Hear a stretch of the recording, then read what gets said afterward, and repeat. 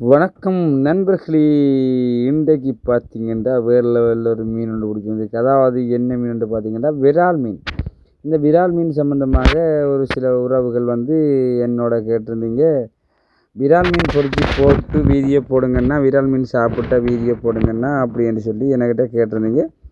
பார்த்தீங்கன்னா ஒரு பெரிய விரால், ஒரு குட்டி விரால், அது இல்லாமல் சின்ன சின்ன மீன்களும் பலவிதமான முறையில் மீன்களை பிடிச்சி வந்திருக்கிறோம். அதாவது குளத்தி மீன்ன்றப்பட்டது நமக்கு ஒரு தரமான மீன் கிடைக்காது.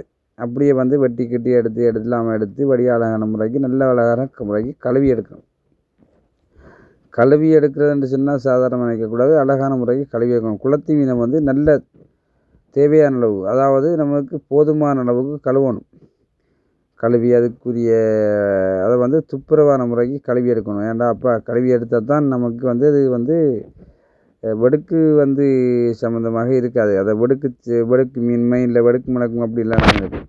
குளத்தி மீன் சாப்பிட்ற உறவுகளும் பார்த்திங்கன்னா குறைவான முறையில் தான் குறைவான இருப்பீங்க.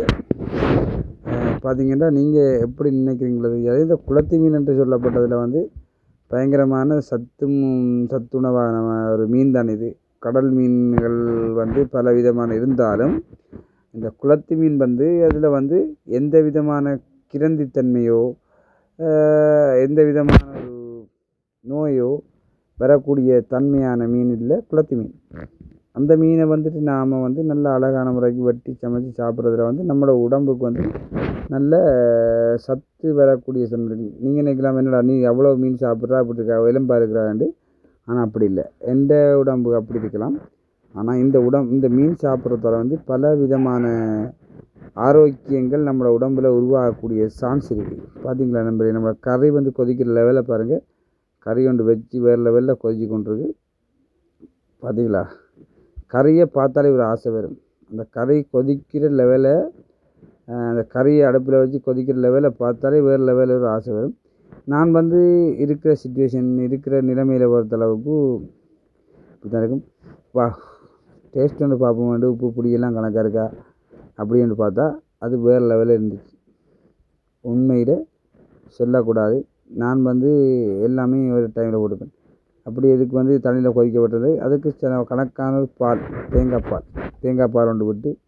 இதில் இன்னொன்று நீங்கள் உணர்ந்து கொள்ளணும் நண்பர்களே, புரிஞ்சு கொள்ளுங்க நண்பர்களே. இந்த குளத்தி மீன் சமைக்கும் போது இந்த குளத்தி மீனை டேஸ்ட் பண்ண வைக்கிறதுக்கு, அதாவது ருசியாக்க நமக்கு வைக்கிறது பழப்புளி. இப்போ கடல் மீனுக்கு பார்த்திங்கன்னா நம்ம கொரக்காப்புளி போட்டு சமைச்சால் நல்லா இருக்கும்.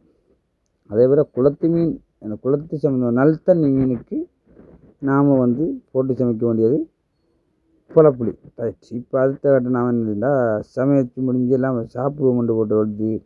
இந்த விரால் மீனை பொறிச்சு சாப்பிட நண்பர்களே, இறைச்சியை நம்ம, அதாவது நம்ம இறைச்சிகளை பொறிச்சு சாப்பிட்ற ஒரு டேஸ்ட்டாக இருக்கும் இல்லையா பஜி?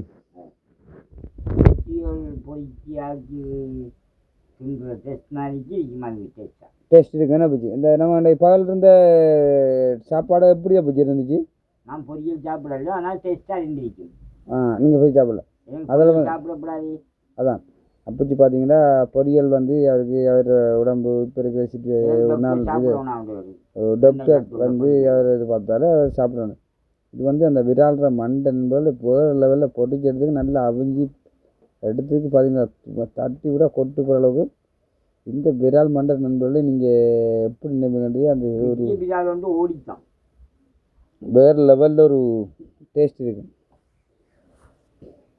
மீன்லேயும் இந்த விரால் இந்த மண்டையை சாப்பிட்றது, அதாவது நான் ஜப்பான் மீன் கோல்டன் சிலாப்பின்னு சொல்கிறீங்க நீங்கள், அந்த மாதிரி மீன் சாப்பிடும்போது அந்த மீன் தலையில் இருக்கிற ஒரு ப்ரோட்டீன் நமக்கு, அதாவது என்ன சொல்லுவோம், ஒரு அந்த மண் குளத்தி மீனில் இருக்கிற சத்தும், அந்த அப்படி சொல்கிறேன், குளத்தி மீனில் இருக்கிற டேஸ்ட்டும் குளத்தி மீனில் இருக்கிற சத்தும் அது வேறு நண்பர்களே.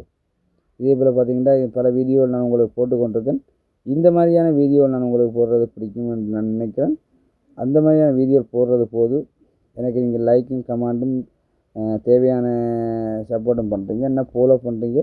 இதே போல் பார்த்தீங்கன்னா ஃபேஸ்புக்லேயும் நான் இதே மாதிரி செய்து கொண்டு வரேன். எனக்கு பிடிச்சிருந்தால் லைக் பண்ணி கமெண்ட் பண்ணி என்னோடய சப்போர்ட் நீங்கள் தாங்க.